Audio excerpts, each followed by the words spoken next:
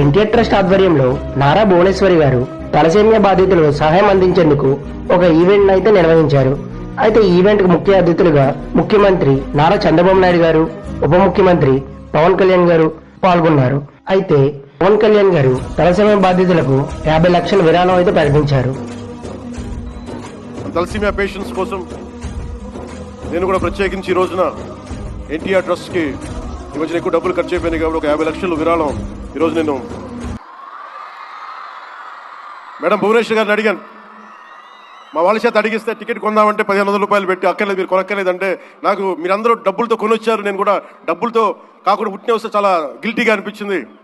అందుకని భువనేశ్వరి మేడంకి నేను త్వరలోనే ఒక 50 లక్షల రూపాయలు తలసేమియా పేషెంట్స్ కోసం ప్రత్యేకించి పంపిస్తానని తెలియజేసుకుంటూ మీ అందరికీ నా ధన్యవాదాలు తెలియజేసుకుంటూ మరోమారు ఈ కార్యక్రమానికి నన్ను ఆహ్వానించిన మేడం భువనేశ్వరి గారికి